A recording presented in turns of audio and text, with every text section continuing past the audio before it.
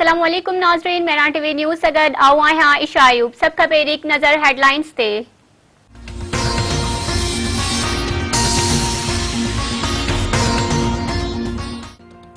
सॼे मुल्क में हिकु जहिड़ो तालीमी निसाब लागू करण जो ऐलान वज़ीर आज़म इमरान ख़ान चयो आहे त दुनिया में हिकु जहिड़ो निसाब पढ़ायो वञे थो। रुगो पाकिस्तान में 3 निसाब हुआ, जंहिंजे करे मुआशिरो ॿिनि हिस्सनि में विराइजी वियो। ज़हनी गुलामी जा ज़ंजीर तोड़े हिकु रुख में अॻिते वधिणो आहे। वॾा क़दम खणबा आहिनि त ॿेड़ा साड़े अॻिते वधिबो आहे। कामयाब इंसाननि जी ज़िंदगी मां सबक़ पिराइणु घुरिजे। 8हीं, 9हीं ऐं 10हीं में सीरतुल नबी पढ़ाई वेंदी। वफ़ाक़ी वज़ीर शफ़क़त महमूद चयो आहे त हाणे मदरसे सरकारी ऐं ख़ानगी स्कूलनि में हिकु ई निसाब पढ़ियो वेंदो। सिंध सरकार थापियल निसाब खे मञण खां इनकार करे छॾियो। सिंध सरकार एतराज़ जो मौक़िफ़ आहे त 18हीं तरमीम खां पोइ तालीम सूबाई मामिलो आहे। तालिबान पारां अफ़गानिस्तान में 20 सालनि खां जारी जंग जे ख़ात्मे, आम शहरुनि ऐं हुकूमती उहिदेदारनि लाइ आम माफ़ी जो ऐलान। तालिबान जे सियासी तर्जुमान मोहम्मद नईम चयो आहे त तालिबान दुनिया खां कटिजी रहण नथा चाहिनि, आलमी बिरादरी सां पुरअमन लाॻापा चाहियूं था। तालिबान तर्जुमान सोहेल शाहीन चयो आहे त केर बि ख़ौफ़ मां मुल्क न छॾे, पर ॾेही शहरी पंहिंजी ख़्वाहिश ते वञी सघनि था। औरतुनि जे हक़नि जो तहफ़्फ़ुज़ कयो वेंदो। ईंदड़ कुझु ॾींहं में इक़्तिदार जे पुरअमन मुंतक़िली चाहियूं था। अबूरी हुकूमती सेटअप जोड़ण जी तरदीद।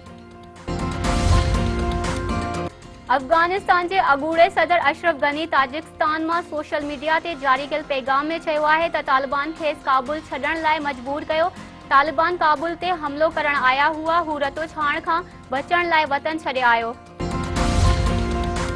काबुल में अमरीकी सिफ़ारतखानो बंदि कयो वियो। नेटिव मूजिब काबुल एयरपोर्ट तां समूरियूं कमर्शियल उॾामूं मुअत्तल आहिनि। रुगो फ़ौजी जहाज़ उॾाम करे सघनि था। यूरोपीय यूनियन जा केतिराई मुलाज़िम अणॼातल हंधि मुंतक़िल।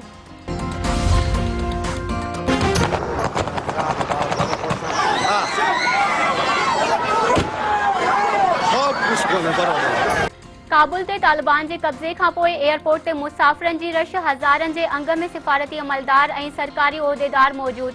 PIA काबुल लाइ उॾामूं वधाए छॾियूं। अॼु वधीक 3 उॾामूं 900 खां वधीक पाकिस्तानियुनि ऐं परॾेहियुनि खे वतन वापसि आणींदियूं। पाकिस्तानियुनि खे 18 अगस्त ताईं कोरोना टेस्ट खां सवाइ वतन वापसी जी इजाज़त मिली वई।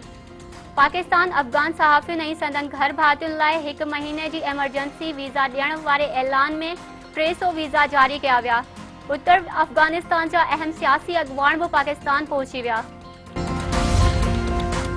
अफ़गानिस्तान जी सूरत-ए-हाल ते वीचार लाइ सलामती काउंसिल जो हंगामी इजलास अॼु थींदो। सेक्रेटरी जनरल गुतरेस जो चवणु आहे त तालिबान में इंतिहाई तहमुल जो मुज़ाहिरो कनि, खेनि औरतुनि ऐं ॿारनि जे हक़नि जो एहतराम करणो पवंदो।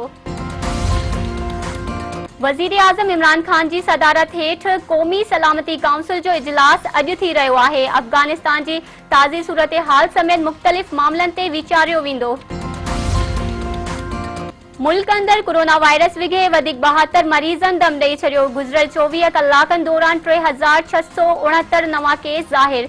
4787 मरीज़नि जी हालत ॻणिती जोगी। NCOC मूजिब केसनि जे मुस्बत अचण जी शरह 6.8% रही।